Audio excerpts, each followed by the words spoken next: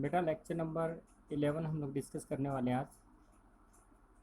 हम लोग जो है एस्केप वेलोसिटी के ऊपर लास्ट लेक्चर का डिस्कशन हम लोगों ने छोड़ा था। डिस्कशन जो था वो कुछ इस तरीके से था कि हमारे पास में ये अर्थ है और इस अर्थ के ऊपर से यदि हम लोग ये कि एक ऑब्जेक्ट इसको ऐसा फोर्स लगाएंगे तो ये ऑब्जेक्ट जो है ऊपर की डायरेक्शन में आएगा और फाइनली आके ऐसा जाके ऐसा गिर जाएगा।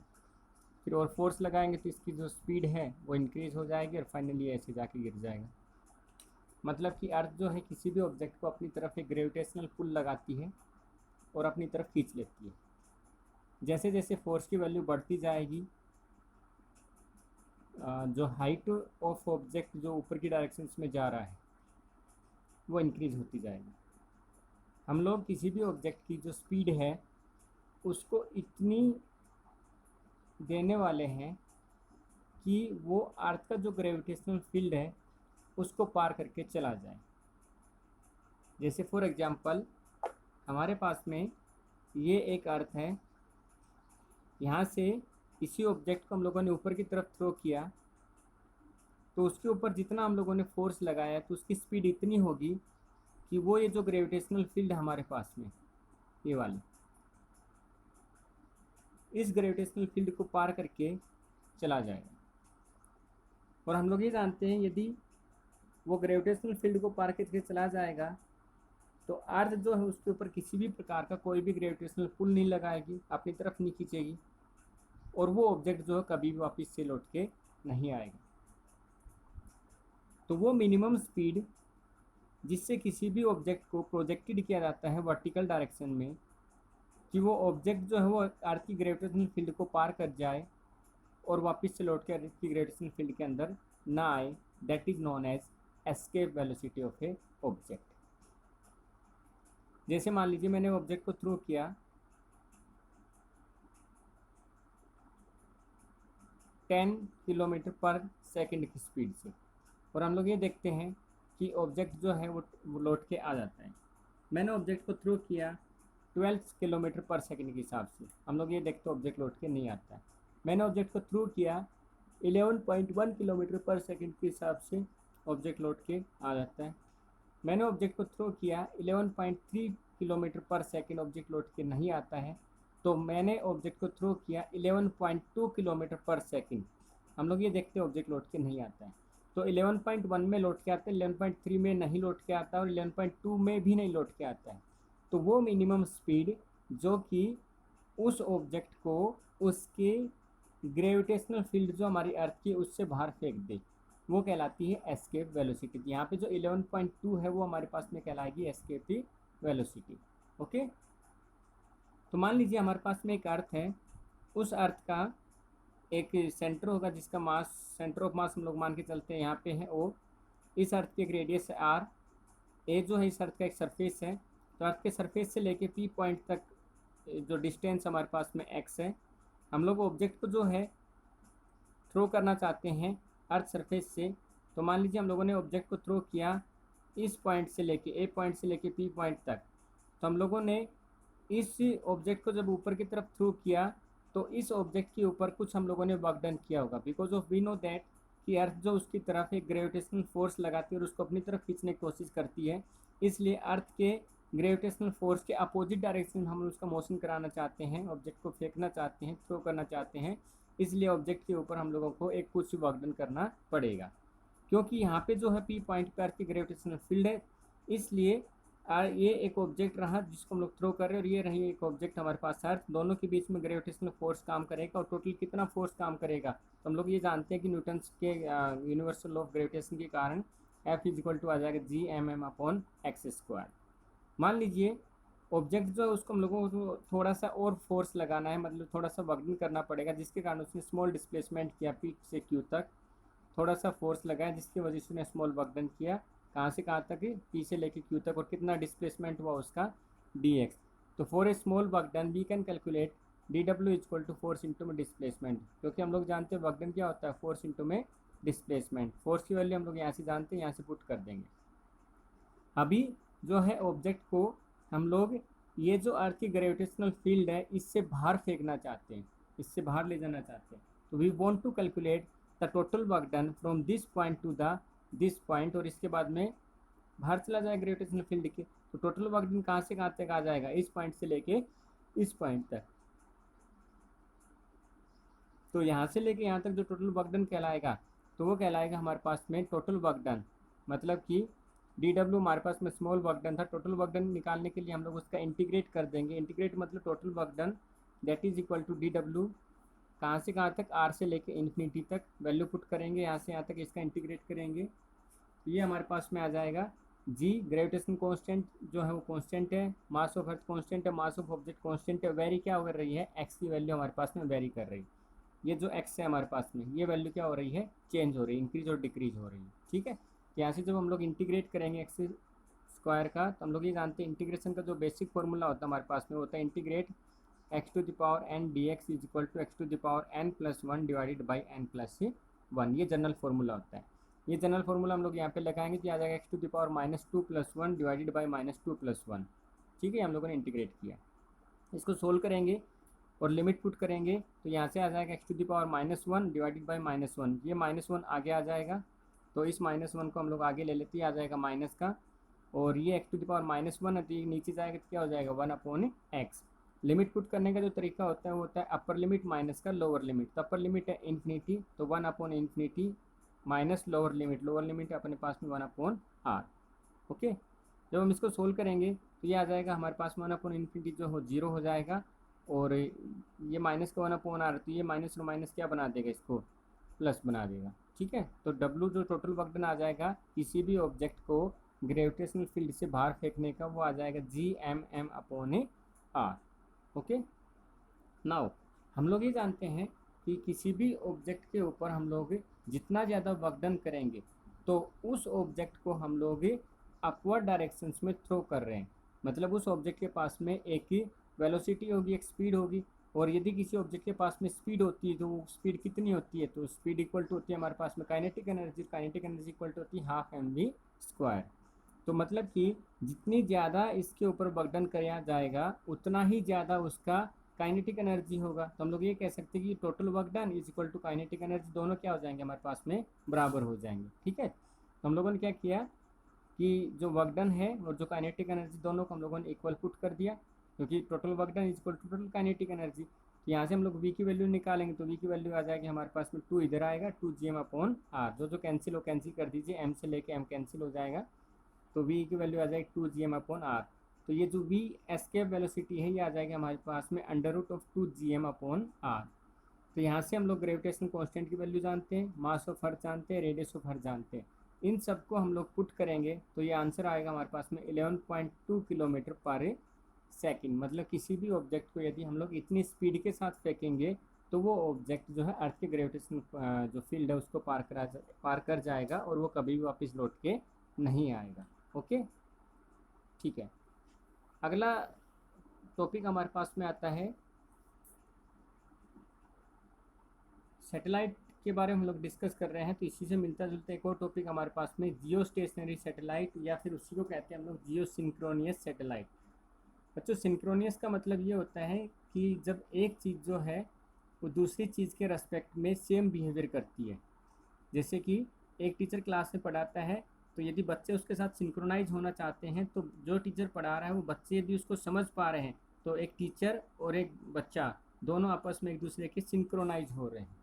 ठीक है, तो यहाँ पे सिंक्रोनाइजेशन का मतलब है the relationship between the two things when they support to each other, they will be called as a synchronization. Okay, तो यहाँ पे जो सिंक्रोनाइजेशन होगा वो किस किस का होगा, तो एक जियो मतलब हमारी अर्थ का होगा, और दूसरा क्या होगा जो हमारे पास में सैटेलाइट होगा उसका। तो मतलब कि अर्थ का और सैटेलाइट के बीच में इस तरीके से रिलेशनशिप होगा कि दोनों एक दूसरे को अंडरस्टैंडिंग करेंगे। ठीक है, मतलब जो बिहेवियर अर्थ करती है वही बिहेवियर जो है जो सैटेलाइट हमारा वो करेगा। तो एक दोनों का बिहेवियर एक जैसा हो जाएगा, तो हम लोग बोलेंगे अर्थ और सैटेलाइट एक दूसरे के सिंक्रोनियस हो गए। ओके, तो हम लोग ये जानते हैं, इसको थोड़ा सा समझिएगा, लॉजिकल है ये। हम लोग ये जानते हैं कि एक सैटेलाइट जो है वो अपने एक ऑर्बिट के अंदर रिवॉल्व करता है। यदि वो ऑर्बिट के अंदर रिवॉल्व करते करते उसकी जो पोजीशन है या उसकी जो ऑर्बिटल वेलोसिटी है वो हम लोग कुछ इस तरीके से सेट कर दें कि जितनी स्पीड जो अर्थ की है उतनी ही स्पीड उस सैटेलाइट की हो जाए। ठीक है, तो उस कंडीशन में हमारे पास में जो वो सैटेलाइट है वो कहलाएगा जियो सिंक्रोनियस सैटेलाइट या जियो स्टेशनरी सैटेलाइट। जैसे समझिए, ये हमारे पास में एक अर्थ है, इसके दो पोल है, north pole and south pole, east and west. ये हमारे पास में एक इक्वेटर होता है। इक्वेटर जो है ये अर्थ को मान लीजिए बीचों बीच ऐसा काटता है। तो हम लोग ये मान के चलते हैं कि एक जो सैटेलाइट है वो हमारे पास में यहाँ पे है। अर्थ जो है वो मूव करती है वेस्ट टू ईस्ट, मतलब द रोटेशन ऑफ अर्थ जो है कुछ इस तरीके से होगा हमारे पास में। तो यदि एक सैटेलाइट को हम लोग यहाँ पे रखें इक्वेटर के ऊपर, तो जितनी हमारे पास में अर्थ मूव करेगी उतना ही हमारे पास में सैटेलाइट मूव करेगा। मतलब कि यदि हम लोग सुबह देखते हैं तो सुबह हम लोग यहाँ पे है, सैटेलाइट यहाँ पे है, अर्थ जो है वो मूव कर रही है। अर्थ मूव करती है, मान लीजिए सुबह की 6 बजे की सिचुएशन है, हम लोगों ने दिन में 12 बजे देखा, अर्थ जो है वो मूव करके यहाँ पे पहुँच गई। हम लोग ये देखते हैं सैटेलाइट भी कहाँ पहुँच गया है, यहाँ पे पहुँच गया। तो अभी यहाँ पे हम लोगों को सैटेलाइट दिखता था, जब हम लोग यहाँ पे पहुँचे तो हमें यहाँ पर भी सैटेलाइट दिखता है। शाम के 6 बज गए हैं, अर्थ यहाँ मूव करके पहुँच चुकी है। ठीक है, और जो सैटेलाइट है वो भी मूव करके यहाँ पहुँच गया। इसी प्रकार से अर्थ यहाँ पहुँची, सैटेलाइट भी यहाँ पहुँचा, फिर से अर्थ यहाँ पहुँची, फिर से सैटेलाइट यहाँ पहुँचा। तो यहाँ पे जो सैटेलाइट है वो भी रिवॉल्व कर रहा है और जो अर्थ है वो भी रिवॉल्व कर रही है। लेकिन यदि हम लोग रेस्पेक्ट टू बात करें, सिंक्रोनियस के रेस्पेक्ट में बात करें, तो सैटेलाइट हमको यहाँ भी दिखता था, यहाँ भी दिखता था, यहाँ भी दिखता था, यहाँ भी दिखता था।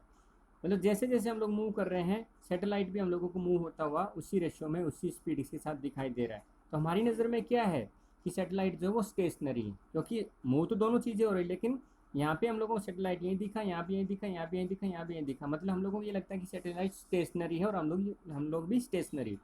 जब इस तरीके की जो सिचुएशन बनती है उसको हम लोग बोलते हैं जियो स्टेशनरी सैटेलाइट, जियो स्टेशनरी सैटेलाइट या जियो सिंक्रोनियस सैटेलाइट। कैसे सिंक्रोनाइजेशन हुआ?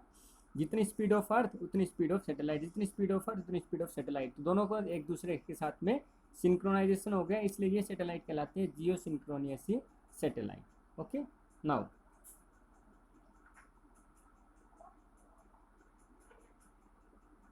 ओके, अभी इस चीज़ से हम लोगों को क्या क्या चीज़ें समझ में आ रही है इस वाले डायग्राम से? तो पहली चीज़ तो हम लोग को ये समझ में आ रही है कि जितनी स्पीड जो है अर्थ की है उतनी ही एंगुलर स्पीड जो है उस सैटेलाइट की हो जाएगी। मतलब यदि अर्थ 1 घंटे में जितने किलोमीटर घूमती है उतने ही किलोमीटर क्या हो जाएगा, सैटेलाइट भी घूमेगा। तो जितनी एंगुलर स्पीड हमारी अर्थ की रहेगी उतनी ही एंगुलर स्पीड हमारे सैटेलाइट की रहेगी। ठीक है, इसलिए जो सिंक्रोनाइजेशन होगा वो अर्थ के और सैटेलाइट के बीच में होगा। ठीक है, हम लोग ये जानते हैं कि अर्थ जो है अपना एक चक्कर कंप्लीट करने में 24 आवर्स लेती है। उसी प्रकार से ये सैटेलाइट भी अर्थ की स्पीड के साथ घूम रहा है, तो ये सैटेलाइट भी अपना एक चक्कर कंप्लीट करने में कितना टाइम लेगा? आंसर 24 आवर्स ही लेगा। तो यदि कोई सैटेलाइट को हम लोग सिंक्रोनाइजेशन करना चाहते हैं अर्थ सरफेस के साथ में, तो उस सैटेलाइट की हाइट हम लोग अर्थ सरफेस से, ये जो मान लीजिए हाइट है, इस हाइट को हम लोग अर्थ सरफेस से कितनी ऊपर रखें? तो हम लोग ये जानते हैं कि जो हाइट ऑफ फॉर्मूला होता है, हम लोगों ने टाइम पीरियड निकाला है, हाइट ऑफ सैटेलाइट निकाला है, तो हाइट ऑफ सैटेलाइट जो हम लोगों ने फॉर्मूला था वो 30² r² g/4 का 1/3 माइनस का r। जब हम लोगों ने इन सब वैल्यूज़ को पुट किया कि r इतना है, t 24 आवर्स है, तो उसको हम लोगों ने सेकंड्स में कन्वर्ट किया, g की वैल्यू 9.8 मीटर पर सेकंड स्क्वायर। हम लोगों ने इन सब वैल्यूज़ को जब पुट किया तो हम लोग ये देखते हैं कि जो h की वैल्यू आ गई वो आ गई हमारे पास में 36,000 किलोमीटर। मतलब कि एक सैटेलाइट यदि हम लोग उसको सिंक्रोनाइजेशन कराना चाहते हैं तो उसकी हाइट अर्थ सरफेस से होनी चाहिए 36,000 किलोमीटर अबव। अब इस सैटेलाइट को कितनी ऑर्बिटल वेलोसिटी के साथ घूमना चाहिए कि ये सिंक्रोनाइजेशन कर ले? तो आंसर है कि हम लोग ये जानते हैं कि हमारी जो अर्थ है वो घूमती 3.1 किलोमीटर पर सेकंड के हिसाब से, उसी हिसाब से इस सैटेलाइट को भी 3.1 किलोमीटर के हिसाब से घूमना पड़ेगा। ओके, आगे अब कंडीशन की हम लोग बात करते हैं कि एक कंडीशन कौन कौन सी ऐसी बनेगी कि जो उसको जियो स्टेशनरी सैटेलाइट ही कहलाएंगी। ठीक है, पहली कंडीशन की हम लोग बात करते हैं। तो पहली कंडीशन तो अभी अभी हम लोगों ने डिस्कस किया कि कोई भी सिंक्रोनस सैटेलाइट होने के लिए उसकी जो हाइट है वो अर्थ सरफेस से 36,000 किलोमीटर अबोव होनी चाहिए। ठीक है, दूसरी कंडीशन, ये जो टाइम पीरियड है इस सैटेलाइट का है, इसका टाइम पीरियड अर्थ के टाइम पीरियड के बराबर होना चाहिए। जैसे अर्थ जो 24 आवर्स के अंदर 1 रोटेशन कंप्लीट करती है, उसी प्रकार से इस सैटेलाइट को भी 24 आवर्स में अर्थ की चारों तरफ एक राउंड जो है वो कंप्लीट करना पड़ेगा। तीसरा, it should be revolve with the equatorial plane. ये बहुत इंपॉर्टेंट है। कैसे इंपॉर्टेंट है देखिए बच्चों, मान लीजिए हमारे पास में अर्थ है और इस अर्थ का यदि मैं भाग करूं तो ये वाली जो चीज़ है ये हमारे पास बनेंगे पोल, और ये वाली जो चीज़ है ये हमारे पास में बनेंगे इक्वेटर। तो यदि इस अर्थ को मैं ऐसा बीच से काट दूं, क्योंकि हम लोग ये जानते हैं कि अर्थ जो वो स्फेरिकल है, तो इस अर्थ को मैंने बीच से काट दिया तो हमारी जो अर्थ है वो कुछ इस तरीके की दिखाई देगी। ठीक है, तो ये जो मैंने अर्थ को बीचों बीच काटा हुआ, पहले अर्थ कैसी थी हमारे पास में, ऐसी थी। अर्थ को मैंने बीचों बीच काट दिया तो ये अर्थ हमारे पास में ऐसी बन जाएगी। तो ये वाला जो पोर्शन हमारे पास में, ये वाला जो पोर्शन है, ये पोर्शन हमारे पास इंडिकेट करता है किसको, इक्वेटर को। ओके, तो यदि ये हमारे पास इक्वेटर, तो ये क्या बन जाएगा, ये हमारे पास में पोल बन जाएंगे ये वाले। ठीक है, तो मान लीजिए मेरा जो घर है या मैं जहाँ रहता हूँ वो इस पोजीशन पे है, तो यहाँ से इस पोजीशन पे यदि मैं एक एंगल बनाऊँगा तो ये जो एंगल है ये मेरे पास में कुछ इस तरीके का बनेगा। मतलब मेरा घर यहाँ पे, तो ये क्या बन जाएगा, हमारे पास में एक एंगल बन जाएगा ये वाला। ये देख पा रहे हो आप लोग, ये वाला जो है एक एंगल बन जाएगा। ठीक है, अब ये जो सैटेलाइट है ये रिवॉल्व करता है इक्वेटोरियल लाइन पे। तो ये रहा हमारे पास में इक्वेटोरियल प्लेन, और ये जो सैटेलाइट है ये रिवॉल्व कर रहा है इक्वेटोरियल प्लेन पे। मतलब यहाँ से जाएगा और ये ऐसा जाएगा और ये बेटा ऐसा घूम के आ जाएगा, मतलब ये ऐसा जाएगा। ठीक है, ये इस तरीके से जो है इक्वेटोरियल प्लेन जो है उसके ऊपर ऐसा मूव करेगा। ठीक है, इस तरीके से। तो यदि मैं यहाँ पे रहता हूँ तो जब मेरी अर्थ यहाँ पे है तो सैटेलाइट भी कहाँ पे है, इस पोजीशन पे सैटेलाइट है, इस पोजीशन पे जो है मेरा घर है। तो अर्थ जो वेस्ट टू ईस्ट घूमती है, तो अर्थ ऐसी घूमी तो ये मेरा घर है, और सैटेलाइट कहाँ है फिर से समझिए, ये जो सैटेलाइट है, और हम लोग इसको ऐसा समझ सकते हैं, ये सैटेलाइट है और यहाँ पे मेरा घर है, ये जो पेंसिल की नोक है यहाँ पे मेरा घर है। तो अर्थ ऐसी घूमी, ठीक है, वेस्ट टू ईस्ट, तो मेरा जो घर है वो भी कहाँ घूमेगा, ऐसा इधर घूमेगा। तो जैसे जैसे सैटेलाइट घूमता जाएगा ऐसा, उसी के रेस्पेक्ट में मेरा जो घर है वो भी ऐसा घूमता जाएगा। ठीक है, तो जब मैं यहाँ पे था तो उस कंडीशन में मुझे सैटेलाइट कैसा दिखता है, ऐसा। जब मैं यहाँ सैटेलाइट ऐसा घूमा तो मैं यहाँ घूम गया, तो सैटेलाइट अभी मुझे कैसा दिखता है, ऐसा। जब मैं ऐसा घूमा सैटेलाइट अभी भी कैसा दिखता है, ऐसा। और जब मैं घूम के ऐसा हो गया, ठीक है, तो अभी मुझे सैटेलाइट कैसा दिखता है, ऐसा। मतलब कि जैसे जैसे अर्थ जो है वो वेस्ट टू ईस्ट घूमती जाएगी, उसी प्रोपोर्शन में मेरा घर भी घूमता जाएगा, और मुझे वो सैटेलाइट कैसा दिखता जाएगा, स्टेशनरी दिखता जाएगा। कैसे, फिर से समझिए, ये मेरे पास में बना इक्वेटर, ये बना इक्वेटर, यहाँ पे मेरा घर है। अर्थ ऐसी घूमी, इक्वेटर ऐसा घूमा, घर भी मेरा ऐसा घूमा, इक्वेटर ऐसा घूमा, घर भी मेरा ऐसा घूमा।